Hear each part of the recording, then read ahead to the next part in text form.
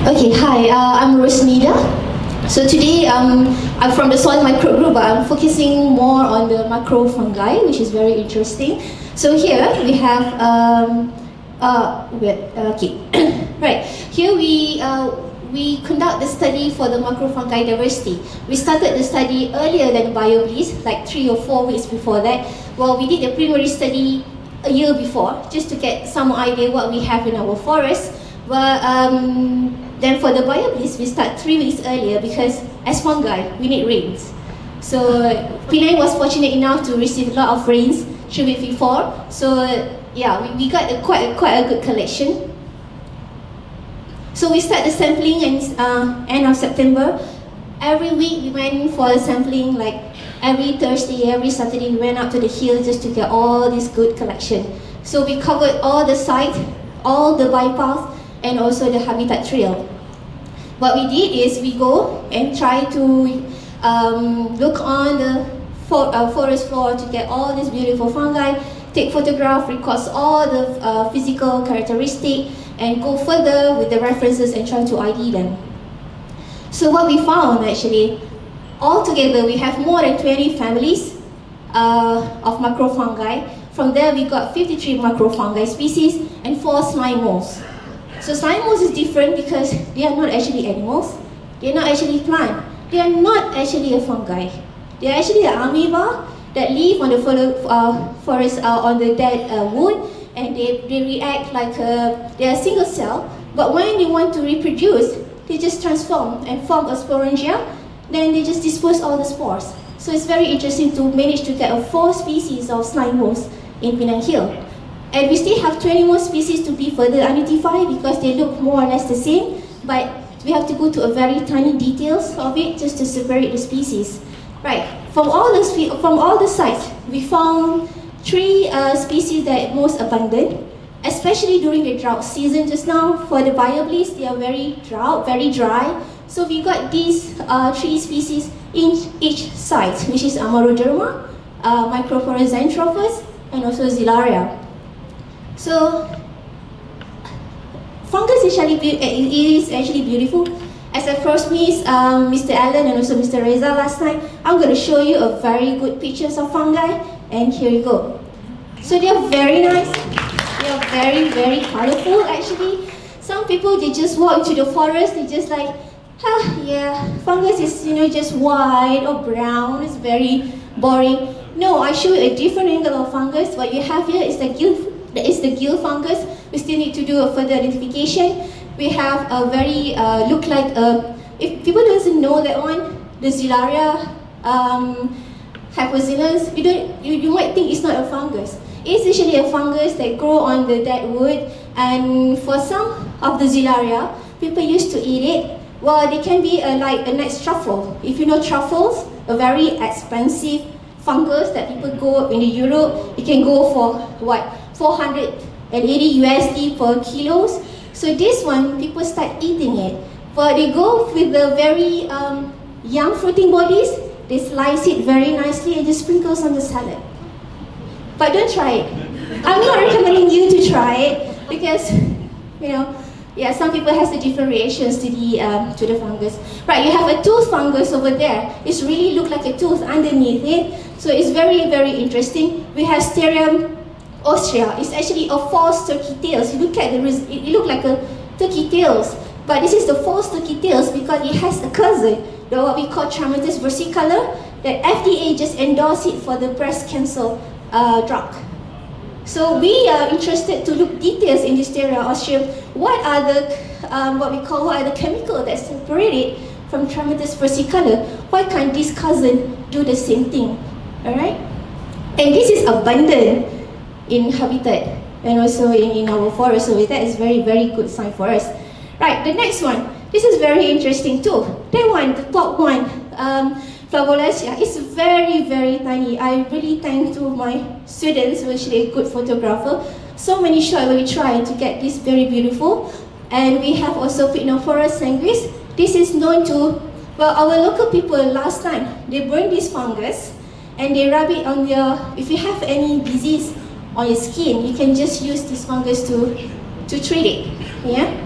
They have like some called like antibiotic effect or antifungal effect. So if you somehow lost in the forest, you find this Daldinia, it will help you to somehow start the fire, because the zonation area over there is very oily. It can help to light the fire. So look for it. It's actually a very it's round and it's purple. Try to cut it. If it has this zone, then you spot the fungus. Yeah, and we have Schizophyllum communis, or our local people call it a kulat sisir. This is very delicious. You can just cook it, with anchovies and everything, so it's edible. And we have also earth ball. And the interesting one here I want to highlight is Philobeletus. This is bioluminescence. So we don't get any, because for the whole day of sampling to go again at night and to cover with this certification, our battery just gone dead. So we hope next time you might got a chance to walk in the forest at night to spot this bioluminescence, because it's not easy to spot it, because it has to be totally dark. You have to sit there, adjust your eyes, then all you can see. It illuminates like a greenish light. So once you get it, it's very, very interesting. And we also Mycenia species that also glow in the dark. So maybe next time we can do the expedition at night, maybe. And we have this, the Ganoderma, and this one, the Calvalinopsis. This is the coral fungi. It really looks like a coral. It's very colorful. We found this on a habitat trail. There are abundance there, but unfortunately, because during the biobleach, they are very dry, they seems to be disappeared. But I believe they are still there, right? And we have also Volvorella. This Volvorella is interesting. Look at this picture, it's just like this small. It's actually this big. It's like a dinosaur egg. We call it dinosaur. We were so excited when we found it on the trail. This is just outside the habitat exit bypassing. You just walk down a few meters, you will spot this. We went again and again. It's just not there. But I believe it will be there, because we have the Mycenia underground. It will start blooming at any time soon. Right. This is the fungus that we found the most in all the trail. The Amoroderma, the Microphora xanthropus, and the Zilaria. Microphora xanthropus, it also has a medicinal value, need to be clarified by science. Still, we are interested to look at the toxicity just now, because the indigenous people claim it has the properties for women health. In what angle? I don't know yet. Alright, well, we want to attract your attention to this. This really excites us, because this is a mycoheterotroph plant. It's a plant, but it doesn't do any photosynthesis. In other words, they don't really produce their own sugar. They don't really produce their own carbon. And we found this on Monet Trail. How? Because they're plant, they should produce carbon. They get the carbon from the fungus. They treat the fungus to give them the carbon, and the fungus get the carbon from the bigger tree. So we would like to go visit the site and get more samples, identify them. So from the literature, well, we don't get any, we think it might be a new record for Penang Hill. Only like this year, I think the Malau Basin just announced a new species discovered there. So, well, it would be good to go again, because we just got like one sample, and after that the dry come in, and well, we will go and visit the site again. Right, this is the slime ball. It's tiny. It looks like, is it fungus? No. Is it plant? No. Is animal? No. It's amoeba, actually. So the yellow one, the common name, we call it as a dog vomit. The one that looks like a bushes, we call it as a candy carnivore fungus. So they start to produce all this sporangia when they want to reproduce a new generation. So they act like amoeba when they are very happy living together. When they sense that the area is not enough nutrient, they start to fruit things. When they start to fruit, they produce spores, and by the wind they will start to disperse to the new area and produce a new colony. This is a very amazing creatures. So fungus is important because for us, it's for our food. And for plant, they give nutrients. Look at if you see the roots, that is the Shoria roots, seedling that is colonized by fungus. This is what we call mycorrhizal associations, in which the fungus help the seedling to give all the nutrients and water. In return, the plant has to give them carbon. So it's interesting to look at this and to go further, where one of my students is trying to identify what fungus go to what plant. And of course, they're also for our food consumption. The schizo is very nice to eat. For varela, also nice to eat. And also auricularia auricula. There is the jelly black mushroom. You have it in your soup, which to cool down your temperature. There is auricularia auricula. So it's very nice. It has no taste, but somehow it's just very pleasant to eat it. Yeah. So not just us enjoying this fungus. This little creature really enjoy munching on this Ganoderma. So, no, this is not Ganoderma, Amoroderma. We're walking past the trail and we saw this little fella like really ignoring us. Just keep on continuing and munching this fungus. We walked back, still munching. It's like, well, you really enjoy this guy. Like we thought like, okay, Amoroderma, some of them are poisonous. This is very interesting looking at the interaction here. How this meal is actually produce something to neutralize the toxin that doesn't affect it. So there will be another scope to study all fungus that they can eat, or how they just, getting over the toxin. Not just that, fungus also help to break down all the dead wood, the dead leaf in the forest to provide nutrient for the plant. Compared to the soil, they break down faster. So you need the fungus to make sure your forest is keep on, nourished with all the nutrients. Right, that is all about the macrofungi.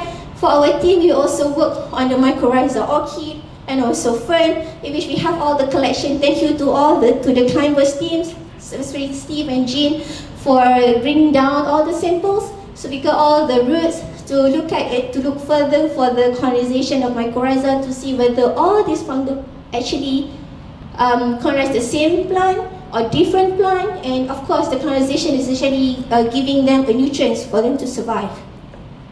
Right, for the future plant, because we get a very good collections of fungi, we don't want to keep it to ourselves, we don't want to keep it in USM, we don't want to keep it just in the box. So it is nice to share with public because we believe this doesn't belong to us. All this collection belong to the public.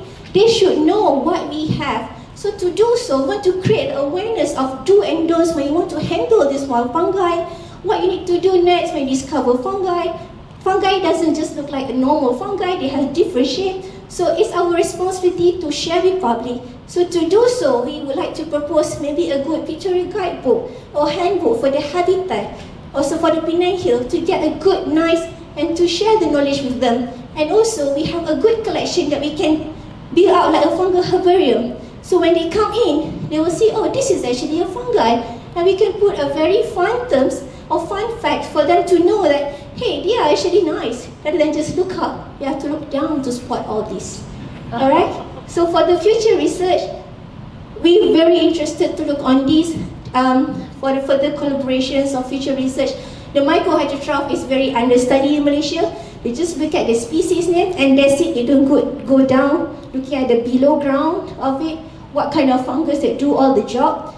There's no literature by far, but if you go for the temperate area, we're quite, looking at this angle just now. And also for the orchid and mycorrhiza study, and we really want to go again to Penang Hill. I mean, maybe like monthly or every fortnight go and survey, because especially when Penang receive lots of rains, I promise you we can find so many other things when they start to bloom.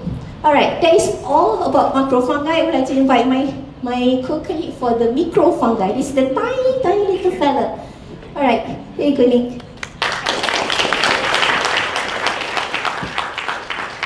Hello. Good afternoon, everyone. I'm another Nick. We have the Nick spider and the Nick fungi, maybe.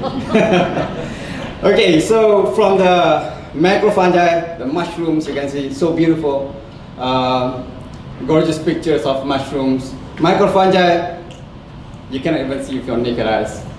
Alright, so we don't have that picture yet, but we are interested when we're thinking of what can we do in BioBlitz, because we have a canopy scientist. So we were thinking it's good to see the fungal communities from the shrubs level all the way up to the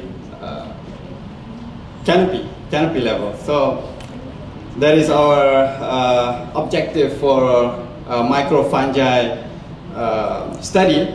because we have to narrow the scope, because macrofungi, you can find it in the air, even in this room, in the soil, everywhere. So we need to think of what scope should we focus on. So we are interested in looking at the fungal communities on the epiphytes. So yes, they are tiny. Most of us know them as molds, right? Very diverse, very diverse. Tons of studies of macrofungi. However, there's lack of literature about macrofungi at on the epiphytes ecology. And the last and the best literature that I found was published in 1969. The relations between macrofungi with epiphytes. So our methods, we are collecting samples from undergrounds, which are the sharp levels, understory, and all the way up to the canopy, from the leaf, roots, inflorescence, healthy tissues as well as diseased tissues.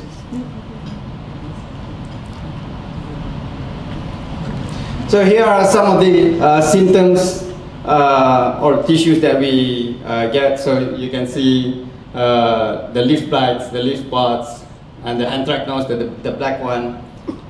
Several more here. The orange one seems like a rust. I need to further identify. I call it the rust-like symptoms. I'm not sure what it is, but we're continuing to do the work in the laboratory. So far, before I come here, I stopped by my lab and then look at how it progressed. These are the macrofungi. So far, we have 62 isolates, but we still have new samples from yesterday, new epiphytes. And from these plates, I can tell pretty much about 3, 4, 5 genus of fungus. So what are the potentials of macrofungi study in the Pinning Hill? It can serve as a forest pathology lab because most of the macrofungi are important for being as plant pathogens. But you know, there are also other beneficial macrofungi where we can probably find a new antifungal or antibiotics compounds from the fungus itself. And Pinning Hill can serve as a buffer to plant pathogenic fungi. We can see the interactions of these forests with with the community. They have farms. They have organic farms. So we need to further study, but it can serve as a buffer. That's what I think. And then if you look at the community living on the epiphytes, probably if we destroy those, right? If we destroy those, then where are the pathogenic fungi gonna get their foods? So probably they go to the neighboring farms or neighboring plantations. So so it acts as a fence to avoid introduced plant pathogens. And probably we can find a new antagonistic microbes at the canopy level that we can use to combat plant pathogens in the agriculture. So who knows? All right, so I'll make it short. Last but not least, we would like to thank the Conqueror families, the Habitat Island and the team, Forestry Department, School of Biological Sciences, USM, Barfov City, and Dr. Nadine for inviting us to join the BioBlitz. Everyone, the sponsors, last but not least, our students, please stand up, our students. We have Linda, we have Farah, we have Ali, the green chair, and then we have our amazing photographer, Azrul. Amazing photographer. He, myself and Farah tends to find the tiny mushrooms, and he hates to take those photographs, but he's been very patient with us, and a very cool photograph, very cool pictures, and I think he has a bright future in photography. He's a man. Yeah, exactly. All right, so that's all from us. Thank you very much. Fantastic. Mycorrhizae, what an important and emerging field. Just a little station break. I'd like to call our Penang Hill Corporation leader up, Mr. Chuk, who would like to just say a few words. He has another event, so even though he would love to stay until midnight, he probably can't. You'll miss my 4-hour lecture.